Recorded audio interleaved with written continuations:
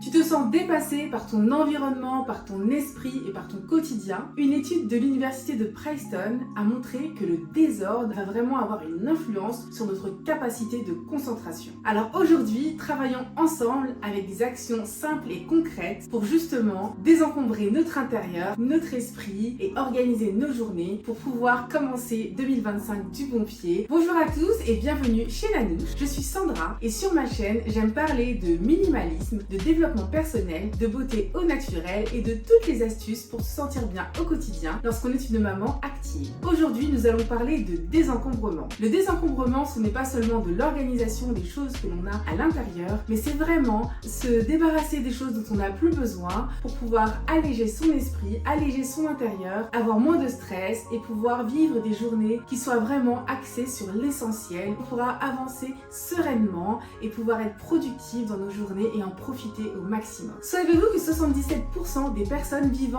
dans des maisons encombrées, selon une étude de UCLA, sont stressées au quotidien car vraiment l'encombrement visuel va avoir un impact important sur notre stress et sur notre capacité à nous organiser et avancer au jour le jour. Ça peut même nous freiner dans l'accomplissement de nos objectifs parce que ça va entraîner de la procrastination parce qu'on ne saura pas par quel bout commencer. Cette surcharge visuelle et le fait d'avoir trop de choses va vraiment avoir un impact important sur notre bien-être. Dans cette vidéo, nous allons donc voir ensemble par 3 étapes comment retrouver de la clarté mentale et comment retrouver son bien-être dans son intérieur et alléger son quotidien en s'appuyant sur des conseils d'experts et sur des techniques reconnues et qui fonctionnent. Comme le dit Marie Kondo dans son livre, un esprit encombré ne peut pas voir clairement les possibilités qui s'offrent à lui. Le minimalisme, ce n'est pas vivre avec moins, mais c'est vivre avec intention. C'est vrai qu'aujourd'hui, on vit dans une époque où tout va à 100 à l'heure, où tout s'accumule entre les objets, les tâches, les notifications, les différentes choses que nous devons gérer chaque jour peuvent complètement nous dépasser et nous empêcher d'avancer clairement et sereinement.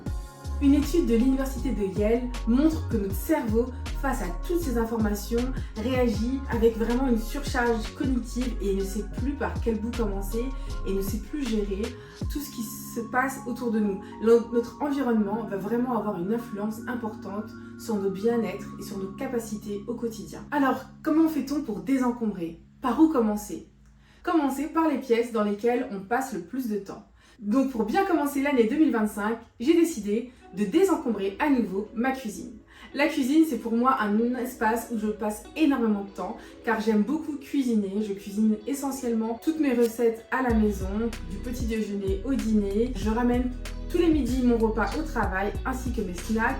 Et pour moi, le fait d'avoir une cuisine qui soit bien organisée, qui soit propre, ça me permet aussi de soutenir mes objectifs d'une alimentation saine et équilibrée et mes objectifs de santé. Je vais commencer par prendre 3 boîtes dans lesquelles je vais mettre les choses que je dois jeter, les choses que je dois donner et les choses que je vais garder.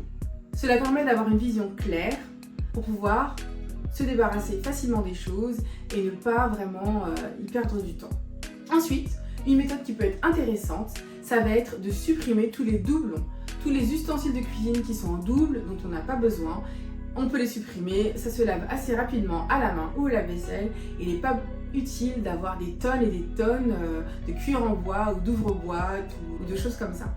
Ensuite, une méthode intéressante est la méthode des 90 jours. Les objets que vous n'avez pas utilisés pendant 90 jours et que vous pouvez, si vous en avez besoin, racheter pour une petite somme, vous pouvez vous en séparer. Ils prennent de la place dans notre esprit, dans notre intérieur, de les avoir au quotidien. Et si vraiment on ne les a pas utilisés sur les derniers mois, il n'est pas forcément utile de les conserver, au cas où. Parce qu'il y a beaucoup de choses qu'on garde au cas où, mais en fait on n'en a jamais besoin. Et enfin, pour désencombrer, comme le dit Marie Kondo dans son livre, prenez chaque objet dans vos mains. C'est aussi surtout valable, je trouve, pour les vêtements lorsque j'ai désencombré mon dressing. Essayez, prenez les objets dans votre main et voyez si ça vous apporte de la joie. Si un vêtement vous met en valeur, s'il est toujours en harmonie avec votre style actuel, avec votre personnalité, c'est important de pouvoir se poser ces questions-là et ensuite de décider de les garder ou pas. Parce que si on se sent pas bien dans un vêtement, s'il ne nous met pas à l'aise, si on est un petit peu étriqué, il ne nous met pas en valeur, ça sert à rien de le déclasser en vêtement d'intérieur parce qu'on ne saura pas forcément dans son meilleur mood à la maison, si on se sent un petit peu mal fagoté, si on se sent pas bien, si on est étriqué, si on a froid, si on se sent pas joli, on sera pas forcément bien, même chez soi dans ce vêtement-là. Donc dans ce cas-là, c'est pas forcément utile de le garder. Donc, pour désencombrer la maison, j'aime aussi procéder pièce par pièce pour pouvoir voir une progression, une avancée. Donc cette année, j'ai décidé de commencer par la cuisine, faire de la place dans ma cuisine pour ensuite pouvoir désencombrer le salon. Le salon, c'est vraiment mon grand challenge. Je n'ai pas encore commencé, j'ai pas osé. J'ai fait mon dressing, j'ai fait les vêtements de mes enfants, les chambres, c'est plutôt simple pour moi à faire. Mais là, cette année, je vais vraiment reprendre la cuisine, le salon, la salle de bain, la buanderie et ensuite entretenir. Parce qu'on désencombre une fois, mais il faut aussi entretenir pour que le bazar ne revienne pas. Donc revoir un petit peu les pièces et aussi essayer d'appliquer cette règle. Un objet qui rentre, un objet qui sort. Par exemple, si on voit qu'on a une paire de chaussettes abîmées, qui commence à avoir des petits trous et qu'on rachète une paire de chaussettes pour la remplacer, faut pas oublier à se séparer de l'ancienne paire de chaussettes. Parce qu'autrement, on va juste empiler des choses et on va se retrouver complètement débordé. C'est pareil avec les vêtements des enfants. Lorsqu'on achète des vêtements parce qu'ils ont grandi et que les vêtements ne sont plus à leur taille, il faut penser à trier les placards, enlever toutes les tailles qui ne correspondent plus pour les garder pour le petit frère, la petite sœur ou les donner pour pouvoir avoir de la place le matin et ne pas essayer le matin d'habiller nos enfants avec des vêtements qui ne leur vont plus. Ça va nous faire aussi perdre du temps au quotidien. Donc c'est vraiment un petit peu perdre du temps pour en gagner ultérieurement. Ensuite, la deuxième étape va être de désencombrer notre esprit. Et pour cela, il va être important de faire attention à ne pas garder un cerveau qui soit tout le temps surchargé et qui tourne en boucle avec énormément d'informations que l'on souhaite retenir dans notre mémoire à court terme. Parce qu'il faut savoir que notre mémoire à court terme peut conserver en moyenne 5 à 7 informations en simultané. Donc si on doit se souvenir d'acheter du lait ce soir, de déposer un colis à la poste pour un retour, de faire les courses pour un événement, d'envoyer ce mail pour le travail, et d'avoir tout ça juste dans sa tête et de le noter nulle part, on va se sentir complètement saturé et submergé. On a déjà énormément de pensées au quotidien et souvent on a des pensées qui vont être inutiles, des pensées qui vont revenir plusieurs fois. Donc vraiment, il est important de prendre le temps de décharger mentalement. Une étude d'Harvard montre que 47% de notre temps, notre esprit vagabonde et cela a vraiment un impact sur notre bonheur. Pour pouvoir décharger mentalement, il est important de pouvoir écrire nos pensées, de faire des listes et de ne pas tout garder dans notre cerveau. Parce que non, on ne peut pas tout retenir, c'est pas possible. Aujourd'hui à mon âge, bon, je suis pas non plus si vieille, mais aujourd'hui je n'arrive pas à tout retenir et ça va peut-être des fois générer du stress. Donc j'aime beaucoup utiliser une liste de courses partagée avec mon mari où je vais noter toutes les choses qu'il manque à la maison pour les acheter au fur et à mesure. J'aime aussi utiliser l'application Notes de mon téléphone pour noter les petites choses qui me passent par la tête. Au travail, j'aime aussi noter dans mon agenda ma to-do list avec les tâches prioritaires et les choses qu'il faut absolument que je vois et que je gère sur cette journée pour ne pas me laisser dépasser par le flot d'emails, le flot de choses qui arrivent au fur et à mesure, mais vraiment noter sur son téléphone ou par écrit les différentes choses qu'on a en tête pour libérer notre cerveau. On a un système en place qui nous permet de revenir sur les différentes tâches sans risque de vie. Ensuite, lorsque je suis un peu stressée par tout ce qui se passe autour de moi, le travail, les enfants, la maison, les sorties, les événements, ce que j'aime faire, c'est prendre un peu de recul et faire un exercice de cohérence cardiaque. Le plus important, ce n'est pas forcément d'arriver à tenir 10 minutes, mais c'est d'arriver à se reconcentrer sur sa respiration et de rester vraiment ancré sur sa respiration et d'essayer de faire le vide. La cohérence cardiaque va être un exercice de respiration. Pendant 5 secondes, je vais inspirer profondément et pendant 6 secondes, je vais expirer profondément et je vais répéter ces respirations pendant 3 minutes. Et en fait, cet exercice de respiration va aider à calmer le rythme cardiaque et va permettre vraiment de retrouver du calme et de la sérénité.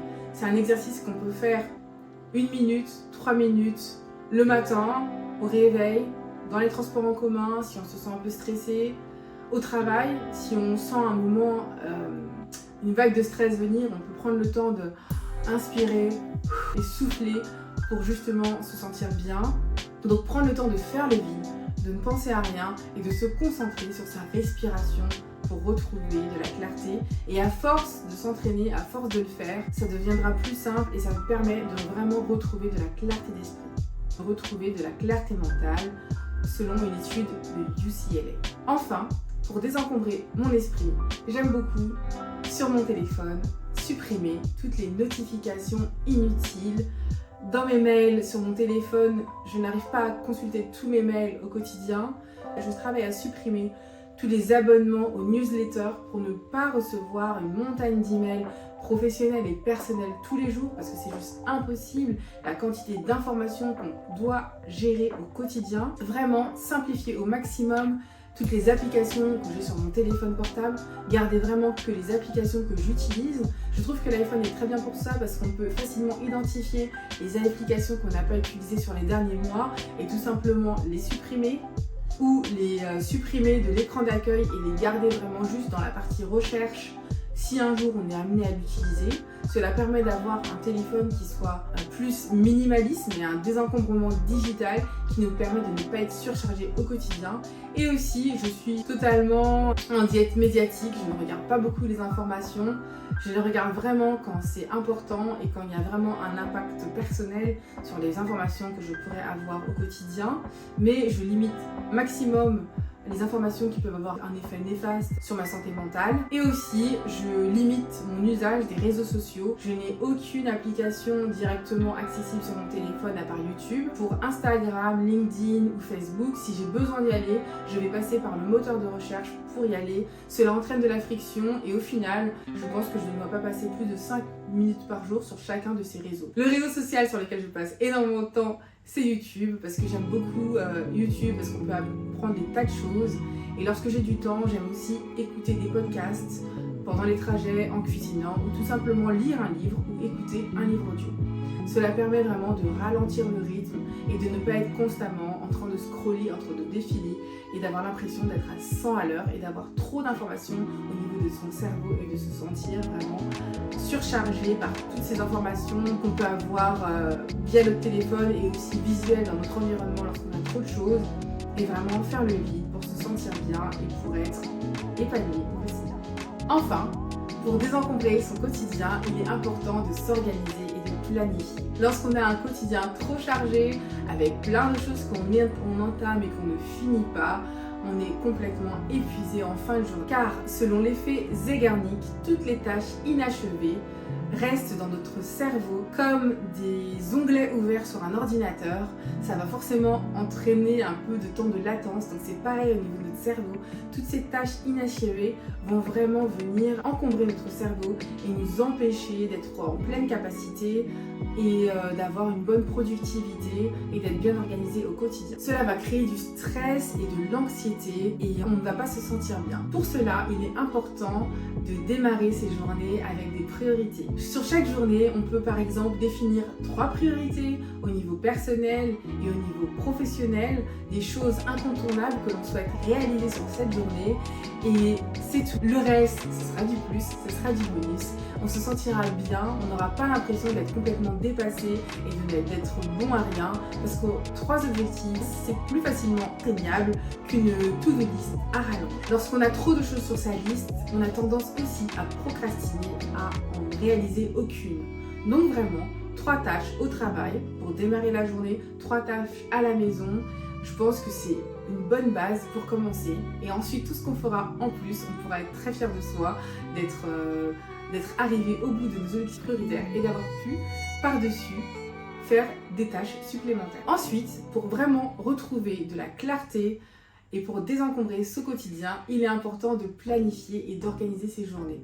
Pour cela, j'aime beaucoup utiliser Google Calendar, sur lequel je vais faire un planning précis de ma journée, de son déroulé, pour vraiment ne pas me laisser emporter par le temps, par certaines tâches qui vont être chronophages, qui vont vraiment nous happer et on n'aura pas vu le temps passer, en fait la journée aura juste défilé. Donc le fait d'avoir un peu de structure et d'organisation nous permet d'être moins stressé et d'avoir moins l'impression de courir. Pour cela, pour planifier sa journée, il est important, la veille au soir, de refaire un petit peu une to-do list, des choses à faire sur cette journée, de refaire un peu son agenda, de préparer tout ce qu'on peut préparer la veille, comme sa lunchbox, ses snacks, les vêtements pour soi, pour les enfants, les différentes choses qui peuvent être faites la veille seront vraiment des choses que vous allez apprécier le matin. Votre futur moi va vous remercier d'avoir anticipé et d'avoir justement permis qu'il commence sa journée sur le bon pied. Ensuite, pour désencombrer son quotidien, il faut se souvenir que toutes les tâches que nous réalisons au quotidien n'ont pas le même effet. C'est là que vient la loi de Pareto, la loi des 80-20 qui montre que 20% des actions que nous menons vont entraîner 80% des résultats. Dans ce cas-là, focalisons sur l'essentiel pour pouvoir obtenir un maximum de résultats. Toutes les tâches que nous avons à faire dans une journée ne sont pas équivalentes, donc c'est pas forcément utile de tout réaliser à 100%. C'est pas forcément obligé d'atteindre la perfection dans tous les domaines parce que c'est juste impossible. Le désencombrement, c'est vraiment un acte libérateur qui va nous permettre de reprendre le contrôle de notre journée, de gagner du temps pour les choses qui nous tiennent à cœur, pour pouvoir réaliser nos projets, passer du temps avec nos enfants, aller à la salle de sport, avoir de l'organisation et de l'ordre. Ça nous permet vraiment de libérer du temps pour les choses qu'on aime. Et il n'y a vraiment rien de mieux que de pouvoir rentrer dans une maison qui soit apaisante, dans laquelle on ne se sente pas directement stressé dès qu'on aura mis le pied sur le pas de la porte. Le fait d'avoir un esprit calme grâce à la méditation, à la suppression des notifications et l'utilisation d'un brain drop pour écrire nos pensées nous permet aussi de nous sentir bien, de ne pas être stressé et d'avoir moins d'anxiété. Tout cela nous permet d'avoir des journées plus productives. Alors pour pouvoir avoir une année 2025 en pleine clarté, on va commencer par désencombrer sa maison pour retrouver un environnement apaisant, alléger notre esprit pour nous libérer du stress et gagner en clarté. Et enfin, simplifier notre quotidien pour pouvoir rester focalisé sur l'essentiel. Vraiment, faites un suivi de tout ce que vous mettez en place parce que chaque petit pas compte et cela va vous permettre de rester motivé. C'est ce que je compte faire cette année. Vraiment traquer mes habitudes pour rester motivé et pour pouvoir vraiment retrouver cette simplicité que je recherche et cette clarté d'esprit. Allez, commençons aujourd'hui et voyons la différence. J'espère que cette vidéo t'aura apporté quelque chose. Si c'est le cas, n'hésite pas à me laisser un petit like et à activer la notification pour voir mes prochaines vidéos. Je vous dis à bientôt. En attendant, prenez soin de vous, de votre esprit et de votre intérieur. Et surtout, si cette vidéo t'a plu, n'hésite pas à regarder cette playlist juste ici. Je suis sûre qu'elle pourra te donner encore plein d'idées pour simplifier au quotidien.